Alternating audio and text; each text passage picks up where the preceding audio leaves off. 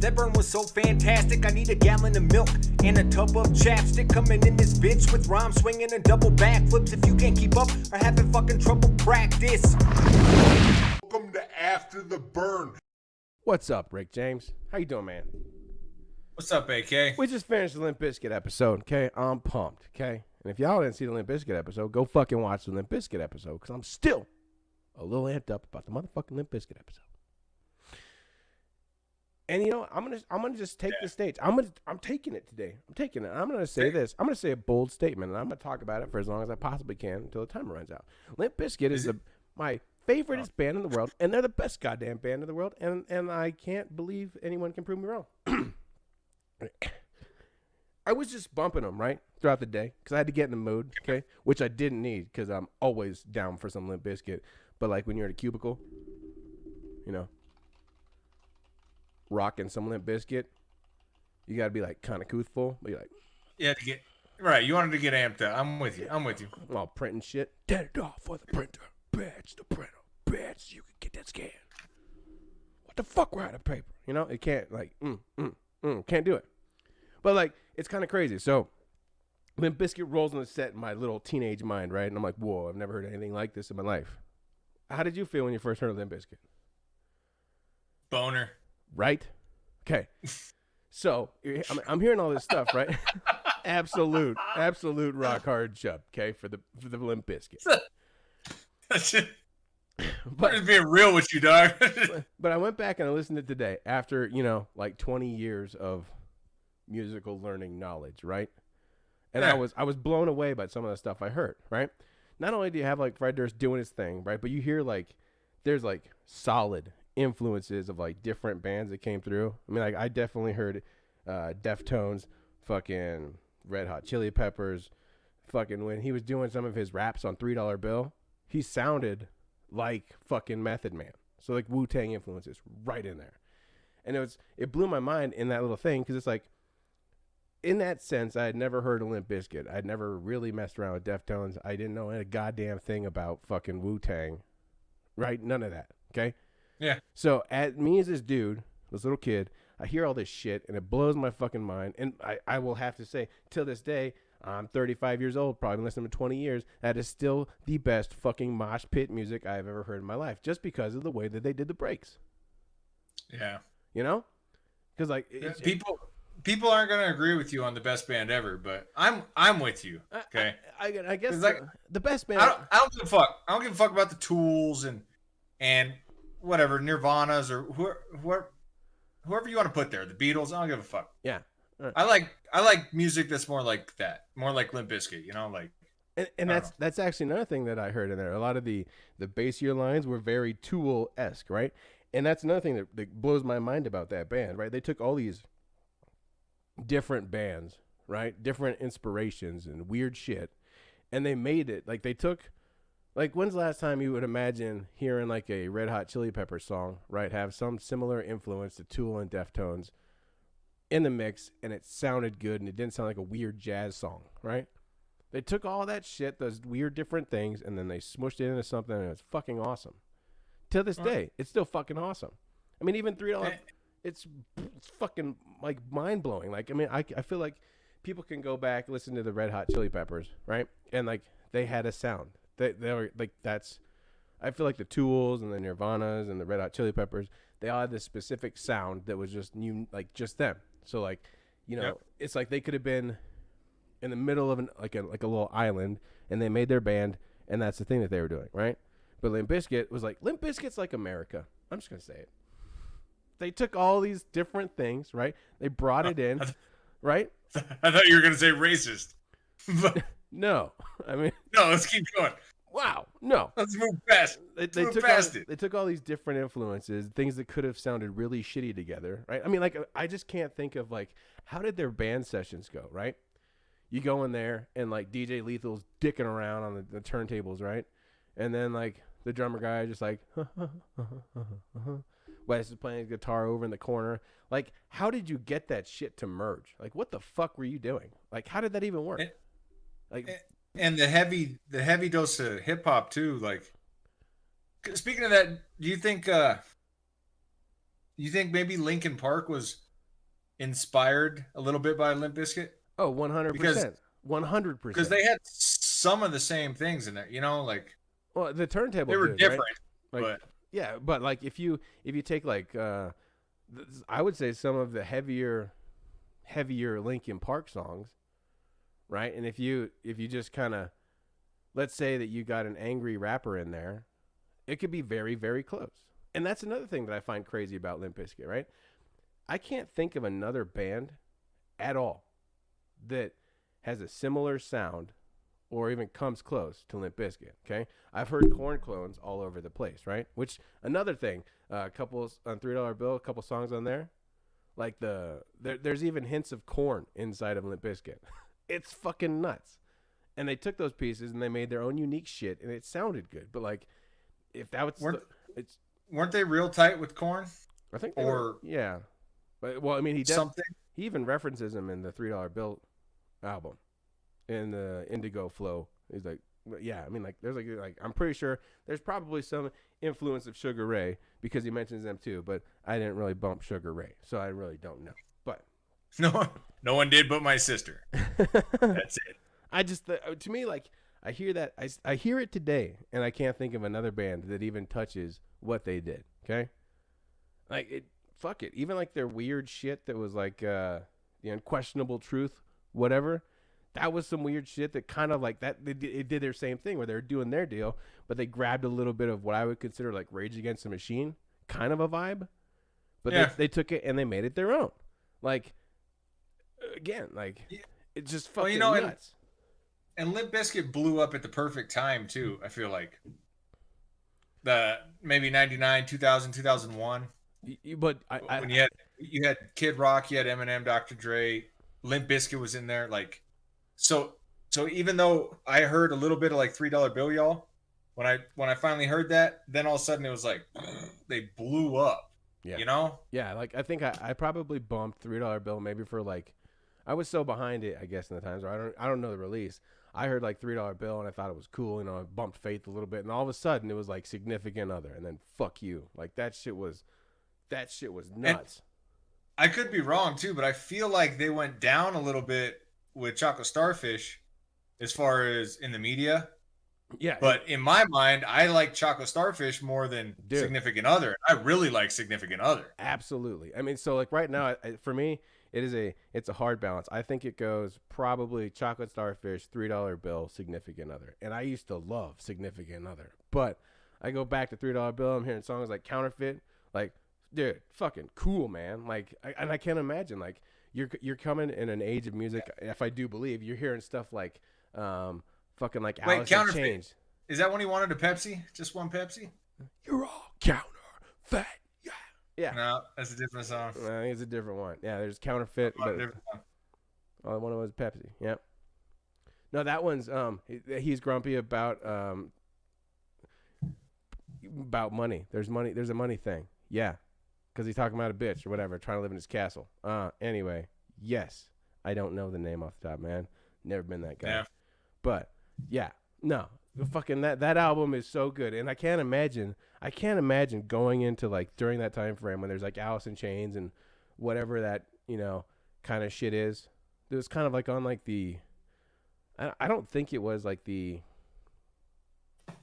it was like the lighter heavy rock I think hit, and then you just come in with this rap rock shit from Limp Bizkit. Like, see, no okay, fucking wait, wonder and that was my thing. Nuts. I never really liked the Deftones. Like, dude, White Pony. I wouldn't bump fucking White Pony. Dude, have you bumped White Pony?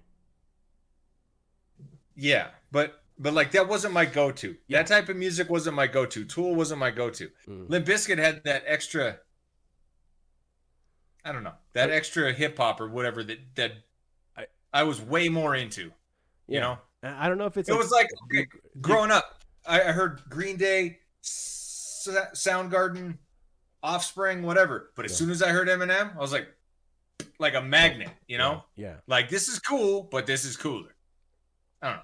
Yeah. It's just me. I think there's things like, I think Limp Bizkit is part of the reason why it took me so long to really get into the rap vibe. Okay. Because I kept searching for that. Okay. Because I can't tell you, man, when I just. More Limp Bizkit, you mean? I just wanted something. I wanted something along that train, and like the whole new metal thing came through, and to me, they're branded as new metal. I guess I don't really know what that means. Like, and I don't. I It's don't know like what that means either. well, like so, like Limp Bizkit, fucking Korn, Linkin Park. They were all. I think they were all considered like new metal, right? And it's just like, but no one sounded like Limp Bizkit. No one to this day can do what I've heard Limp Bizkit do on a CD. I think my favorite Limp Bizkit song, which is probably not typical. Ooh, and I'm scared to say this, but I think it might be Boiler. Nothing wrong with that. That was a good one. I Yeah, I thought that song was dope. But it's like not the typical, like Nookie break stuff, shit like that. right, It's like a different one. right, and I'm like rearranged something like that wasn't like it didn't start off as their heaviest one, like in the beginning. Yeah, that was dope though. That song's still Like, dope. fucking awesome, man. Like, and then it just goes into it. It's just it's crazy. Oh, hold on, stop. I do have to say fuck YouTube Music real fast or whatever. So the song "Living It Up." I'm gonna keep my pants sagging, keep a skateboard, a spray can for the sagging. Yeah. Okay, it is not available on my streaming service, even though I purchased the motherfucking album. They took it out. Was that on Chocolate Starfish? No, that was on And I'm Significant gonna keep Other. a lot of girls on my bandwagon. Don't give a fuck, living life in the fast. Yeah, just a crazy motherfucker. You sure that's not on living Chocolate it. Starfish? I'm not 100% sure now. Now that you've maybe I got questioned it. the internet. Yeah. Let me see. I have it right here because I was trying to bump it. I was like, what the hell? No, it is. Oh, yeah. Chocolate Starfish. Boom. There it is. You're correct. Living It Up is no longer available on YouTube Music.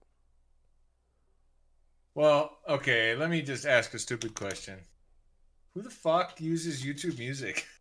The same guy who uses Google Play because I don't have Android. What other option do you have on Android that's going to give you whatever song you want, supposedly? Wait, you just said because you don't have Android.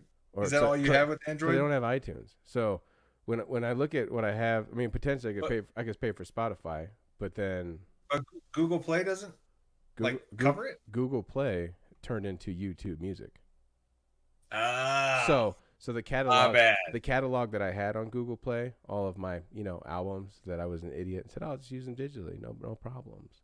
Swapped over to YouTube Music, and then I'm getting little gems like that where I can't play that fucking song, but Question. I can go to YouTube and listen to the fucking song. Question just random. Mhm. Can an Android user get an iTunes app? I don't know. And if not, why? That's gonna Because Apple doesn't want to make another 10 billion?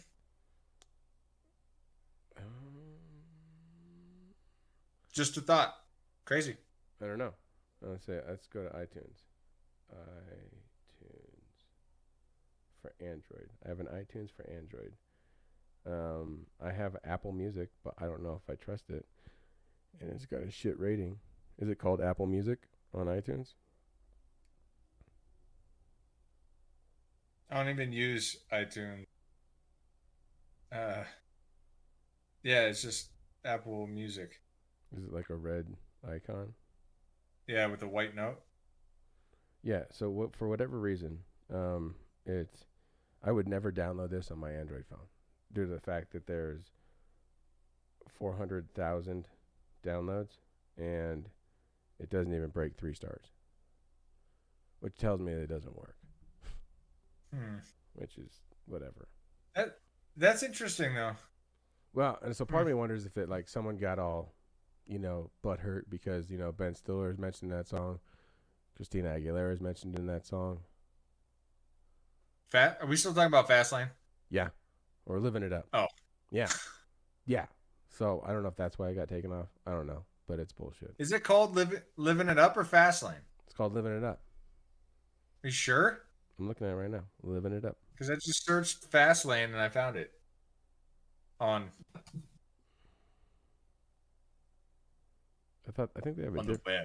on the web. I have it Living It Up. Living It Up. Oh, yeah, my bad. Living it up. Well, it's See all what good. happens when your boy takes off his glasses? No, I wouldn't have known unless I was just previously looking at it and getting pissed off because I couldn't play a song that I purchased.